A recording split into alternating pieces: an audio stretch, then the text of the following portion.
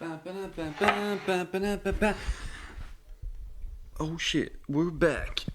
What's up, everybody? Welcome to the cooking show.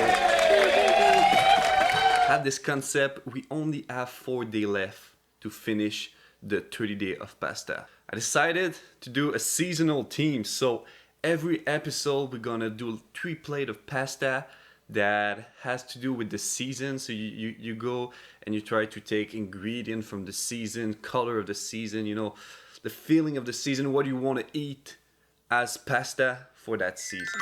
And to start it all, we're gonna start with fall season. Beef everywhere. Insane. So yeah, without further ado, we're just gonna start cooking, because like there is so many things we gotta do, it's way too much. Let's do it. Boom.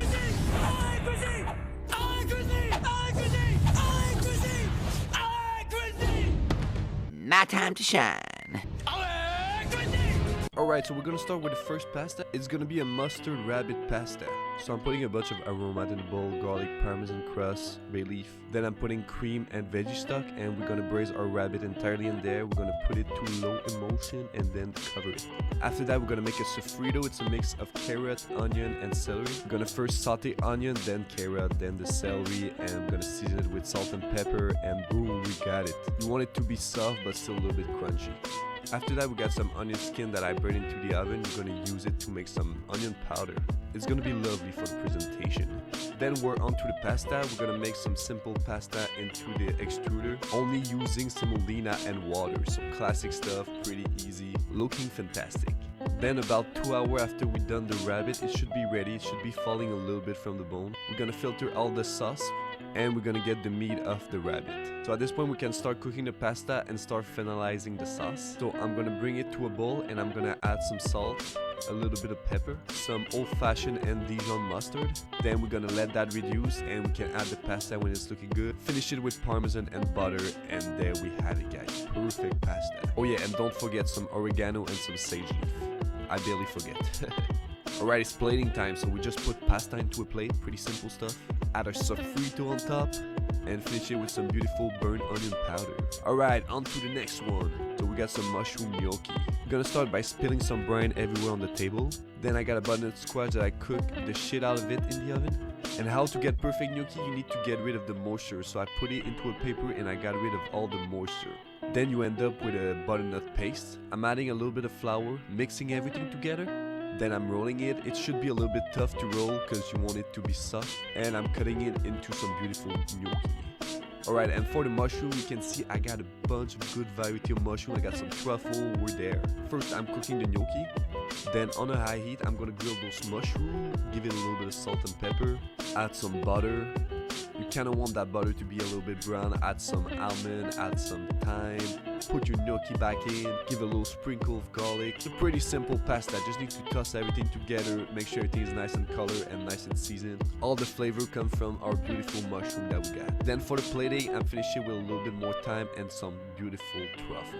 And don't forget the shimiji pickle, I kind of forget them. Alright, and for our last one, we got some beautiful duck. We're gonna salt the duck, we're gonna put it sous vide, and we're gonna cook it for 12 hours at 89 Celsius. You wanna wrap it up overnight, you can sleep, and it's gonna be perfect the next day. Then I got some Jerusalem artichoke that I put into thinly sliced, and then I fry them to put them into chip. And now we're gonna make our pasta dough. It's pretty simple. It's a classic egg pasta. We just mix everything together. We know how we roll. Boom, boom, boom. Then we got a beautiful pasta dough. We let it rest. Make sure you put your arm into it. This is how you get fit. Doing a lot of pasta. Then at this point our duck should be ready. We're gonna shred it with a little bit of the grease and the skin, and this is gonna be our filling. After that, we're ready to roll our pasta dough, so just like roll it, dude. Just one by one. Oh, and Mr. Cat is there. He smelled the duck. Classic Mr. Cat always come where food is. To be honest, I don't know how he keeps himself in shape. All he does is eat like greasy stuff. So yeah, while Mr. Cat is doing the show, we're gonna roll our pasta dough until we got something nice and thin. Then we're gonna flour one side and put it on that side so nothing sticks. And we're gonna do some beautiful capelletti. So you just wanna roll it one side and make some beautiful square, kind of big size. Put in your filling. Make sure the cat doesn't eat the filling. Give it a little taste test. Once you got the cat approval, you're ready to go, and you just like close it, make a little hat, and then boom, it's ready. Pretty simple. We do the same thing with everything, and there you go. Alright, to make it a little bit more fancy, we're gonna take some shallot and we're gonna burn it onto one side. After that, we're gonna add a little bit of water when it's nicely burned and some balsamic vinegar. And we're kinda gonna braise it in the oven for a little bit until it's nice and soft. And it's gonna be perfect for the presentation. After that, we're gonna take our foie gras out of the freezer and we're gonna color it on both sides until the interior is nice and soft and the exterior is nice and crunchy. Then we can cook the pasta. We're pretty much ready to go at this point, just need to finish the sauce.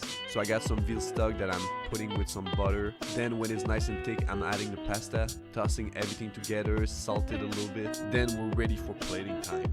So this one is really nice. I'm putting the pasta, then I'm putting the sauce like I know what I'm doing. A little bit of foie gras because like this is a rich dish. Then we put in our braised shallot.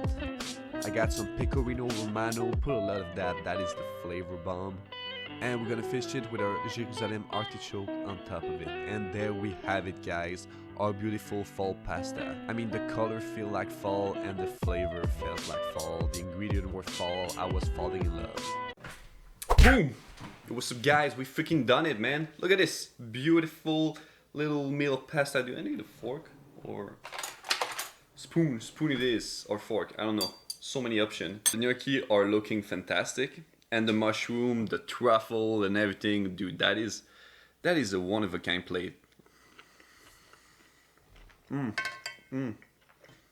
Is this plate vegan? It's not vegan, it's vegetarian. Pretty close. So, first plate is a freaking thumbs up. Amazing, amazing plate. Alright, next one is a rabbit mustard plate. Look at that beauty. That is so good. That is honestly so good. So yeah, this one is a 10 on 10. Big shout out on this one. And for the main meal, it's heavy, it's rich, it's gonna be perfect.